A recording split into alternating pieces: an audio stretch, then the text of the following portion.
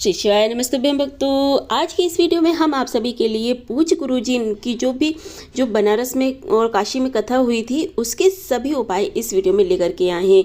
7 दिन में जो भी पूज्य गुरुजी ने उपाय बताए थे वह सभी उपाय आपको एक ही वीडियो में मिलने वाले हैं। तो वीडियो बहुत ही ज़्यादा महत्वपूर्ण होने वाली है, तो वीडियो को पूरा ज़रूर देखें। और अगर अभी तक आपने चैनल को सब्सक्राइब नहीं किया है तो चैनल को सब्सक्राइब करके वीडियो को लाइक करें, कमेंट में श्री शिवाय नमस्ते लिखना बिल्कुल ना भूलें।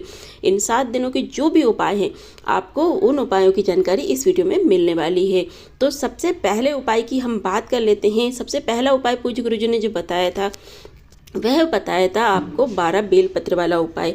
12 बेलपत्र का उपाय किस तरह से करना है इसका क्रम भी अच्छे से समझ लीजिए। बनारस की कथा में 12 बेलपत्र का उपाय बताया था, उसकी बात हम इस वीडियो में करने वाले हैं। तो आपको 12 बेलपत्र लेनी है, लेकिन उनका क्रम किस तरह से लेना है। आपको 3 बेलपत्र एक साथ रखनी है, फिर 3 बेलपत्र एक साथ रखनी है। इस तरह से आपको 4 गड्डी बना लेनी है। ठीक है, 4 गड्डी बना ली तो आपने कितने हो जाएंगे, आपकी 12 बेलपत्र हो जाएंगी। 3-3 बेलपत्र की आपको गड्डी बना लेनी है। 3-3 बेलपत्र की गड्डी बना ली, गड्डी तैयार हो गई है। अब हमें एक तांबे का कलश जल से भर लेना है और इसे लेकर के हमें पहुंच जाना है शिवालय शिवलिंग के पास में। चारों गड्डी आपको रख लेना है, एक तांबे का कलश रख लेना है और जो भी पूजन सामग्री आपको रखनी है, पूजा करना है तो वह भी रख लीजिए। आप दीपक भी प्रज्वलित करने के लिए रख सकते हैं। अब ये उपाय आपको करना है प्रदोष के दिन, प्रदोष काल में। आपकी वर्षों पुरानी जो भी इच्छा मनोकामना है उसकी पूर्ति के लिए आपको इस उपाय को करना है। शिवालय में शिवलिंग के पास पहुंच करके उत्तर दिशा की तरफ मुख करके आपको बैठना है। देखिए, इस उपाय में आपको उत्तर दिशा की तरफ मुख करके ही बैठना है। अब आपने क्या करना है, एक स्थान होता है शिवलिंग पे जिसे हम लोग कहते हैं माता रानी का हस्त कमल। ठीक है, माता रानी का हस्त कमल होता है और माता का जो हस्त कमल होता है यहीं पे माता रानी का जो हस्त कमल होता है वो आपके पास जो 12 बेलपत्र हैं आपने 4 भागों में जो बांटी है, 3-3 करके उनको एक-एक करके यहीं पे माता अशोक सुंदरी के स्थान पर आपको समर्पित कर देना है। यानी माता रानी का हस्त कमल से शुरू करके आपको माता अशोक सुंदरी के स्थान पर रख देना है, अपनी मनोकामना बोल देना है। और इस उपाय को आपको प्रदोष काल में करना है। अपनी मनोकामना के लिए इस प्रकार से आपको कर देना है। और फिर जो आप तांबे का कलश जल से भर के लेकर गए हैं वह जल आपको शिवलिंग पर समर्पित कर देना है। श्री शिवाय नमस्तुभ्यम का जाप करके आपको समर्पित कर देना है। यकीन मानिए आपकी जो भी वर्षों पुरानी मनोकामना होगी वह महादेव शीघ्र अतिशीघ्र पूरी जरूर करेंगे। यह उपाय 2 प्रदोष लगातार करेंगे ना, जैसे कि जो प्रदोष पहली पड़ेगी उस पर कर देना, फिर दूसरी प्रदोष पे भी आपको इस उपाय को कर लेना है। तो 2 प्रदोष अगर आप लगातार कर देते हैं तो आपकी वर्षों पुरानी मनोकामना है वह महादेव शीघ्र अतिशीघ्र पूरी जरूर करेंगे। चलिए, ये हो गया पहला उपाय। काशी वाराणसी में जो कथा हुई थी उसके अब दूसरे उपाय की बात करते हैं। यह उपाय भी आपको करना होगा। तो देखिए, ध्यान रखिए, इस उपाय का कोई नियम नहीं है, कोई आपको यह प्रदोष पे करना है, शिवरात्रि पे करना है, जब भी आपको मौका मिले इस उपाय को आप कर सकते हैं, दूसरे उपाय को। तो सबसे पहले इस उपाय को करना कैसे है, इसके करने के लिए क्या फ़ायदे होंगे तो वह समझ लीजिए। आपके घर में बहुत ज़्यादा कष्ट है, उस कष्ट को निवारण आपको नहीं मिल रहा है। तो देखिए, इंसान के घर में अपने अलग अलग कष्ट होते हैं।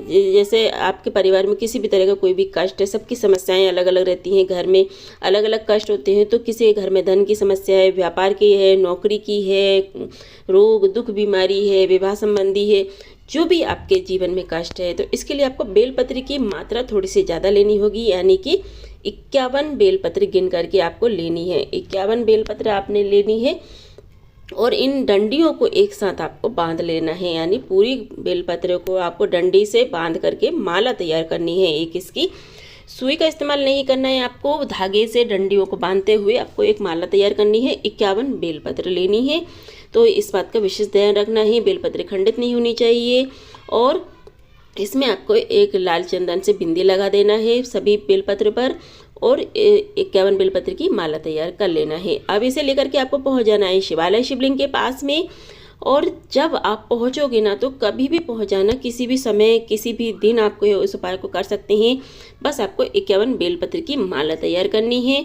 इसको अपने हाथों में लेकर के पहले अपने हृदय से इसे स्पर्श कराना है। जब आप अपने हृदय से महादेव के सामने इस माला को स्पर्श कराओगे तो अपने जीवन के जो भी आपके कष्ट हैं, जो भी दुख हैं, जो भी तकलीफ हैं, जो भी समस्या हैं, उसके निवारण के लिए महादेव से विनती करना है, प्रार्थना करना है। करने के बाद में उस माला को महादेव के शिवलिंग के ऊपर कुंदकेश्वर महादेव जब हमारा कष्ट खत्म नहीं हो रहा हो तो हमें एक रूप याद रखना चाहिए महादेव का। वो रूप होता है कुंदक रूप, यानी कुंदकेश्वर महादेव के नाम से उस माला को आपको शिवलिंग के ऊपर समर्पित कर देना है। तो आपके जो जीवन में जो भी कष्ट है, समस्याएं हैं, तकलीफ है, उनसे आपको छुटकारा मिल जाता है। ठीक है, इस उपाय को आप कभी भी किसी भी दिन कर सकते हैं। चलिए बढ़ते हैं अगले उपाय की ओर। इस वीडियो में हम लोगों ने 2 उपाय की बात कर ली, अब हम बात करते हैं तीसरे उपाय के लिए हमें चाहिए आम के पत्ते। आम के पत्ते हमें लेने हैं, कितने लेने हैं, इस उपाय के क्या फ़ायदे हैं, इस उपाय को कैसे करना है, इसकी जानकारी भी आपको आगे वीडियो में मिल जाएगी। तो सबसे पहले जानकारी जानने से पहले वीडियो को लाइक और चैनल को सब्सक्राइब करना बिल्कुल ना भूलें। इस उपाय के लिए हमें चाहिए 21 आम के पत्ते। अब इसके फ़ायदे क्या होंगे? अगर आपके शरीर में कहीं पे भी कोई भी दाग धब्बे हैं, चाहे वो कितना भी पुराना दाग धब्बा हो, चाहे दाद हो, बीमारी हो, कोई फंगल इन्फेक्शन हो, या फिर कोई भी ऐसी आपकी समस्या है, शरीर में दाग धब्बे, फोड़े फुंसियाँ हैं, बहुत निकलते हैं, तो आपको इस उपाय को कर लेना है। इसके लिए आपको 21 आम के पत्ते लेने हैं। यहाँ पे तो हरे आम के पत्ते नहीं लेने हैं आपको। कैसे लेने हैं? सूखे हुए आम के पत्ते लेने हैं, जो पेड़ के नीचे गिर जाते हैं वैसे आम के पत्ते आपको लेने हैं। हरे आम के पत्ते नहीं लेना है, जो पत्ते नीचे गिर जाती हैं, सूख जाते हैं, उन आम के पत्ते लेने हैं। 21 आम के पत्ते लेने हैं। अब आपको किसी छोटी सी कटोरी में, किसी दोने में, या आपको क्या करना है, इन्हें जलाना है। तो आप बर्तन कोई भी ले लीजिए और उन्हें जला करके इसकी राख तैयार हो जाएगी, इसकी भस्म तैयार हो जाएगी। तो आपके जो भी भस्म तैयार होगी, उस भस्म से आपको इस उपाय को करना है। काली भस्म निकलेगी तो आप क्या करेंगे, उस काली भस्म को उठाना है और उठाने के बाद में महादेव के शिवलिंग के पास लेकर के आना है। उनका श्रृंगार करना है उसी भस्म से। क्या करोगे? श्रृंगार करोगे। जो श्रृंगार किया हुआ भस्म होगा, उसी भस्म को महादेव के शिवलिंग के ऊपर से क्या करोगे, उठा लेना है। उसे पहले महादेव को समर्पित करना है, फिर उसको उठा लेना है, लेकर के अपने घर आना है। आपके शरीर में जहाँ भी दाग धब्बे हों, चेहरे पे हों, आपके शरीर में कहीं भी हो, किसी भी भाग में हो, पैरों में हो, आप क्या करोगे, इस उपाय को करने के लिए उस भस्म को हल्का सा घी, देसी घी आपको लेना है। गौ माता का घी जो आता है वह आपको लेना है। थोड़ा से घी में उस भस्म को मिक्स करके और उसे आपको उस स्थान पर लगा देना है। 20 मिनट लगाने के बाद इसे धो लेना है। आपके शरीर में जो भी दाग धब्बे होंगे, चाहे वो कितने भी पुराने हो, कितने भी बड़े हों, कितने भी गहरे हों, आप दवाइयाँ करके थक चुके हैं, तो उसका आपको इस उपाय करने से आपके उससे छुटकारा मिल जाएगा। महादेव वह आपकी जो भी समस्या है शरीर में, वह शीघ्र समाप्त कर देंगे। बहुत ही अचूक और अद्भुत उपाय है। आप इस उपाय को ज़रूर करके देखिए। आप बहुत ज़्यादा परेशान हो चुके हैं तो आपको इस उपाय को एक बार ज़रूर करके देखना चाहिए। जितनी भी भस्म है, पूरी भस्म आपको लगा करके इस उपाय को करना है। चलिए बात करते हैं, अब अगले उपाय की बात करते हैं। तो देखिए, पूज्य गुरुजी की जो कथा होती है, वहाँ पर आपने देखोगे जितने भी पत्र आते हैं, उन सभी पत्रों में इसका जिक्र होता है, इस उपाय का। तो जो भी माताएं बहनें रहती हैं, जो भी जिनको संतान प्राप्ति नहीं हो रही है, चाहे 20 साल हो गए, 25 साल हो गए, 30 साल हो गए हैं, तो आप इस उपाय को उन्होंने किया है और उन्हें फ़ायदा भी हुआ। इसके लिए आपको क्या करना है, यहाँ पे एक जो मंदार का पुष्प रहता है, आंकड़े का फूल रहता है, कहीं पर मंदार बोलते हैं, कहीं आंकड़ा बोलते हैं, और कहीं आँख बोलते हैं। सफ़ेद मंदार ये होता है, नीला मंदार एक होता है, एक सफ़ेद आंकड़े की जड़ होती है। तो आपको सफ़ेद आंकड़े की जड़ लेनी है, फूल नहीं लेना है आपको। यहाँ पे सफ़ेद आंकड़े की जड़ लेनी है। अब आपको निकालना है, पति पत्नी दोनों साथ में। आपको जब इस उपाय को करेंगे तो आपको क्या करना है, दोनों को साथ में रहना है। जब राजस्वला होती है नारी, तब उसके 7वें दिन आपको इस आंकड़े की जड़ लेकर के, सफ़ेद आंकड़े की जड़ को लेकर के महादेव के शिवलिंग के पास में जाना है। पति और पत्नी दोनों जाएंगे, हाथों में लेंगे।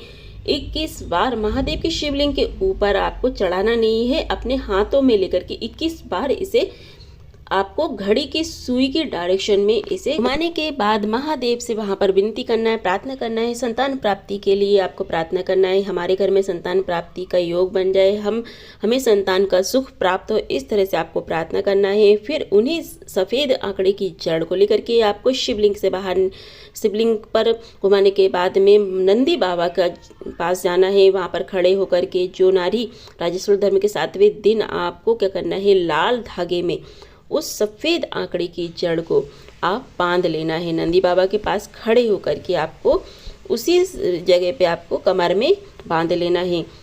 आपको यह बहुत सारे लोग 15 दिन में ही निकाल देते हैं, इस जड़ को 1 महीने में निकाल देते हैं, तो आपको यह कम से कम 1.25 महीने या फिर 3 महीने तक इस जड़ को बांधे रखना है, अपनी कमर में बांध लेना है। बांधने के बाद में जब आप इसको निकालोगे तो किसी नदी तालाब सरोवर में आपको विसर्जन कर देना है।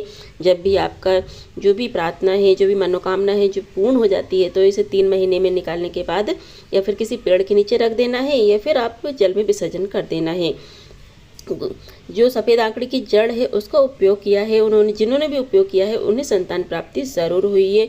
बहुत ही अचूक उपाय है, आप इस उपाय को ज़रूर कीजिए। अगर आपके जीवन में भी संतान सुख नहीं है तो आप इस उपाय को एक बार करके ज़रूर देखिए। ये थे हमारे पूज्य गुरु जी द्वारा बताए गए वाराणसी काशी में जो कथा हुई है उसके 7 दिनों के सभी उपाय एक ही वीडियो में आपको दिए गए हैं, बहुत ही सरल भाषा में आपको बताए गए हैं।